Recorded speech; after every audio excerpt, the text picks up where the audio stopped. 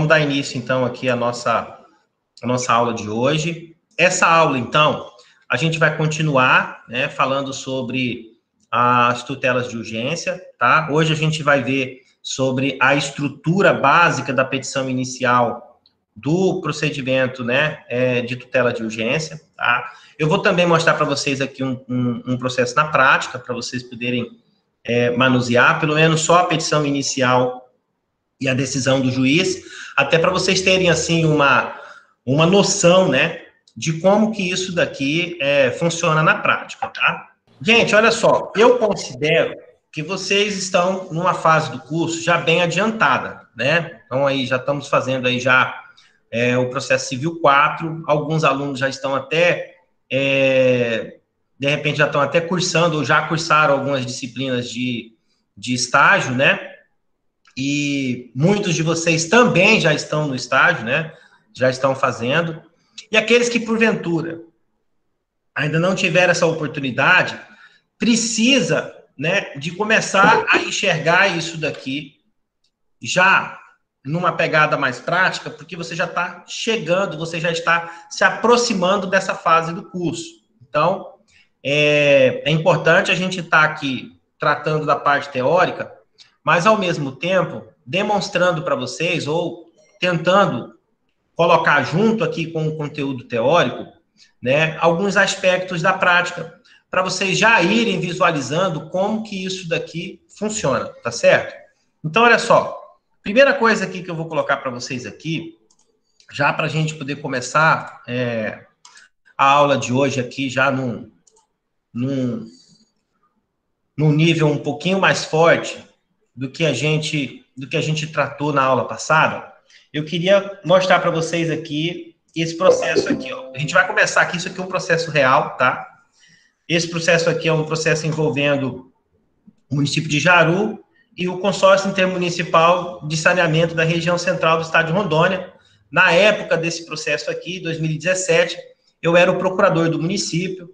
É uma ação que tem um valor aí de R$843 mil, era o valor do protesto na época, e eu fui designado aqui pelo chefe do executivo, pelo prefeito na época, para poder manusear a ação, para conseguir sustar o protesto. Para que serve isso daqui? Vamos lá, vamos imaginar aqui na prática aqui. Como se trata de...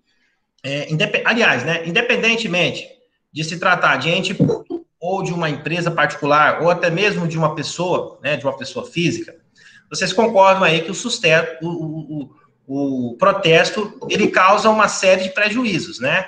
Ele limita a questão do crédito, ele impacta, ele causa a inscrição negativa, né, e prejudica a pessoa em diversos aspectos, tá? Aqui no caso específico aqui, na época, a gente visava proteger aqui e assegurar, inclusive, que o município recebesse, né, continuasse a receber, né, o fundo de participação dos municípios, os convênios com a União, né, as verbas, né, que vêm de fora para cá, né, as emendas, enfim, tudo isso daqui, né, depende dessa prova de regularização, e quando você tem inscrições no CADIM, no protesto, enfim, são situações que podem causar prejuízo, inclusive impedir, em alguns casos, que a Fazenda Pública receba esses recursos. Então, vejam aqui que não se trata só do problema da dívida em si. Existe o problema da consequência do protesto, aqui no caso, defendido como indevido, tá? Então, agora que a gente está dentro desse contexto aqui, daí eu vou mostrar para vocês aqui como foi que a gente estruturou isso daqui. Então, olha só, em primeiro lugar, tá vendo? Daí o que eu fiz aqui? Eu narrei a história, eu contei que o município ele ratificou um protocolo de intenções com a finalidade de instituir o consórcio intermunicipal. Nesse consórcio aí participaram vários municípios, né? Depois eu avisei que depois eu coloquei aqui que o município manifestou pela sua saída do consórcio, né? Então ele solicitou a sua exclusão. Então ele saiu do consórcio, tá? Depois, olha só, eu informei aqui no processo que depois que o município saiu, né, daí ele recebeu uma série de notificações com relação a dívidas. Só que essas notificações chegavam cobrando esses valores aqui, que eu estou discriminando aqui, ó, só que eles não discriminavam o porquê da cobrança. Em que pese o valor do protesto seja de 800 e poucos mil, o valor da cobrança aqui já era aí na casa de 1.253.000. E como a gente estava tratando aqui de uma situação de mudança, né, de administração, estava saindo da administração anterior para a entrada de um novo gestor, a gente não tinha acesso, né, a toda a documentação, a todas os dados, as informações que constituíram esse débito. Então, com base nessa argumentação aí, né, a gente até frisou aqui que a gente, apesar de ter requisitado informações, o consórcio também não prestou esses esclarecimentos, né? Aí, a gente vem um pouquinho aqui mais para frente, ó, e aí a gente vai falar da questão da notificação extrajudicial e do protesto indevido, né? A gente vai fundamentar aqui nesse sentido, comprovando que não há necessidade, né, de protesto nesse caso. Que mais aqui que a gente estava elencando aqui? Nós falamos sobre a inexigibilidade do débito, né? Porque o título que foi apresentado, ou seja, que tinha dado origem ao protesto, ele tinha vários vícios, tá? Então, a gente fez o apontamento de quais que eram esses vícios, né? Inclusive, a gente até levantou aqui a questão de que, no caso aqui desse processo, o consórcio manejou o instrumento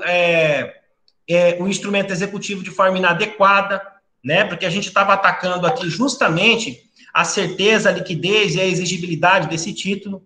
Então, a gente defendia aqui, na hipótese, que se o consórcio pretendia receber esse débito do município, ele teria, então, que apresentar o quê? Uma ação de cobrança, tá? E não manejar a ação de execução. Isso tudo aqui, gente, dentro daquela ótica lá que a gente trabalhou na aula passada. A narrativa dos fatos, né? Daí, olha só, a demonstração do fumus bonus iure, né? Que é a probabilidade do direito, tá? Que mais aqui que a gente colocou, ó, do perículo in mora, né? Que é o próprio prejuízo em razão da demora na concessão da medida. Essa daqui é basicamente o quê? A justificativa para a concessão da medida de urgência, tá? Então, olha só, a gente trabalha tudo isso daqui. Olha o que a gente colocou aqui, ó. Vou até colocar um pouquinho mais aberto aqui para vocês verem, ó. Eu até coloquei aqui que a repercussão do protesto, ó, iria impossibilitar o município de receber repasses de receitas de outros entes administrativos, situação que podia provocar toda sorte de prejuízos financeiros aos cofres da edilidade e reflexamente a toda a coletividade. Por que eu coloquei dessa maneira? Porque o município é responsável pela implementação e execução de políticas públicas. E a gente sabe que, principalmente aqui no estado de Rondônia, 90%, 99% dos municípios não tem dinheiro em caixa para fazer nada, tudo vem de fora. Então, se você tem uma situação aqui que prejudica o município receber esses repasses, por conta de um protesto que é duvidoso, que é incerto, que está sendo discutido, inclusive, a certeza e a exigibilidade do título que deu origem a esse protesto, então, passa a fazer sentido aqui a concessão da medida de urgência. Porque você tem aqui, né, o que a gente pode estabelecer aqui como um conflito do interesse do credor com o conflito até mesmo do interesse de toda uma coletividade, né? Em que pese, existem situações que, como eu coloquei lá no início da aula, pode estar em jogo aqui só o direito de um particular com o de outro particular, né? Nesse caso aí, obviamente, que o juiz vai ponderar mais ainda para poder conceder essa tutela, né? Mas aqui, nesse caso específico aqui, né, a argumentação aqui no sentido de que vai trazer um prejuízo para toda a coletividade, do meu ponto de vista, foi fundamental para a concessão da medida. Daqui a pouquinho a gente vai ver a decisão do juiz aqui nesse processo, tá? Então, olha só, que mais que eu coloquei aqui, ó? que a própria situação por si, né, uma vez efetivado o protesto, coloca o município em situação de mora e de irregularidade com a União e com qualquer outra entidade da administração pública federal indireta e impede o município, como dito, de celebrar convênios ou firmar contratos com outros órgãos e entidades da administração pública estadual, municipal ou da administração indireta, tá?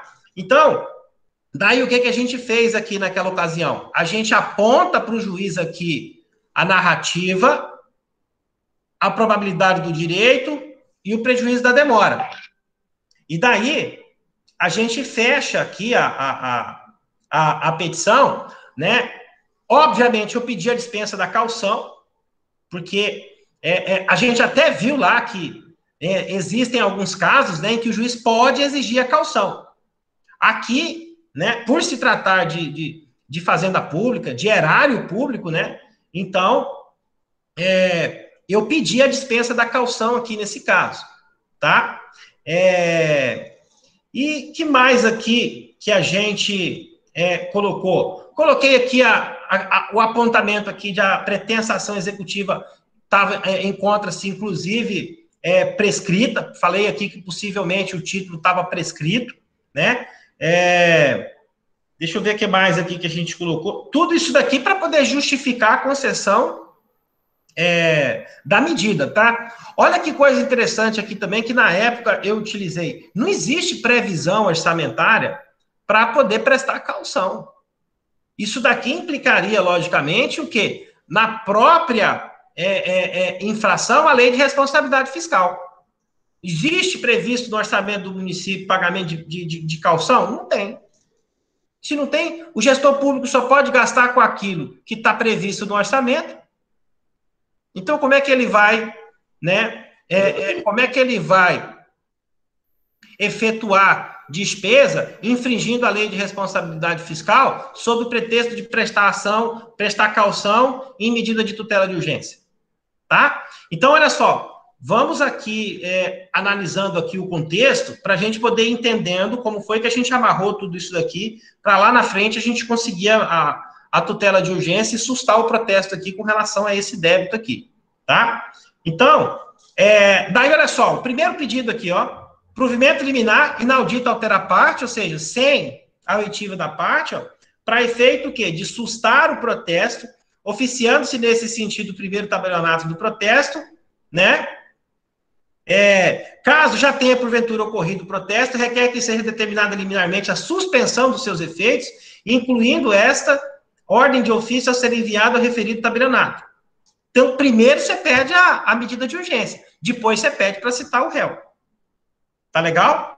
Daí, olha só, inclusive aqui, nesse tipo de procedimento aqui, tá? Ele foi feito aqui em caráter antecedente, tá? Obviamente, né?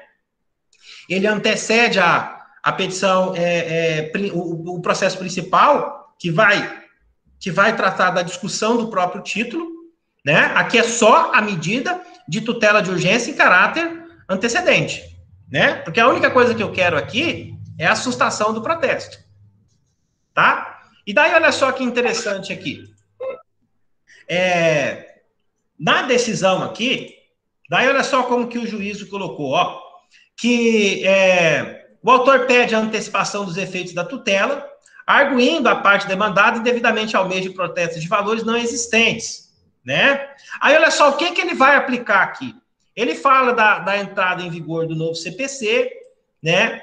E ele fala exatamente aqui, ó, ele fala aqui exatamente aqui da regra do artigo 300, e ele coloca aqui, ó, que vislumbra-se os elementos que justificam o acolhimento da tutela postulada pelo demandante, ou seja, a urgência na necessidade imediata da demandante de ver o não protesto das dívidas que lhe foram apostadas ou a suspensão dos seus efeitos na hipótese do ato de protesto já ter sido efetuado. Aí ele coloca lá que ele coloca aqui que a gente já tinha procedido o protocolo de exclusão do consórcio, né? E que mais aqui que ele vai colocar aqui como fundamento aqui para a decisão, ó? Ele fala aqui dos transtornos, ó, à administração pública, tá vendo, ó? Evidentemente que o protesto do ente político municipal acarretará sérios transtornos à administração pública, tá? E é por isso que o juízo fica convicto que a determinação para a abstenção ou cancelamento dos efeitos do protesto por hora são imprescindíveis diante o quê? Do receio do dano. Isso daqui, gente, é o juízo acatando aqui praticamente na íntegra a argumentação que a gente colocou, tá? Isso daqui é praticamente o juízo ali chancelando praticamente que na íntegra, né? A argumentação que a gente utilizou aqui na época, tá? Então, olha só, ele defere aqui o pedido, tá vendo? De tutela cautelar, com fundamento no 301 do CPC, para determinar a não realização do protesto ou a suspensão dos seus efeitos nas hipóteses de já ter ocorrido a sua realização provenientes dos seguintes apontamentos. Aí ele indica quais são os apontamentos e manda oficiar o cartório no prazo de 48 horas para poder informar o cumprimento da ordem judicial. Gente, olha só, que interessante isso daqui. No mesmo despacho, daí olha só o que ele coloca aqui, ó. O prazo para a apresentação do pedido principal é de 30 dias, pela regra do 308. Lembra que a gente já tinha tratado disso daqui na aula passada, né? Não é mais em autos apartados. O procedimento do novo CPC, né, que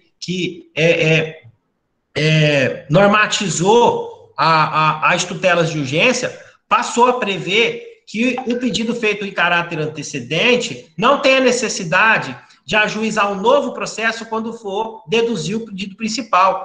Basta apresentar o aditamento da petição inicial, né, para poder apresentar o pedido principal nos termos lá do 308 do CPC. Isso daqui é tudo o que a gente trabalhou na aula passada, só que na prática. Bom, olha só, pessoal, isso daqui era o que eu tinha para poder mostrar para vocês aqui na primeira parte da nossa aula.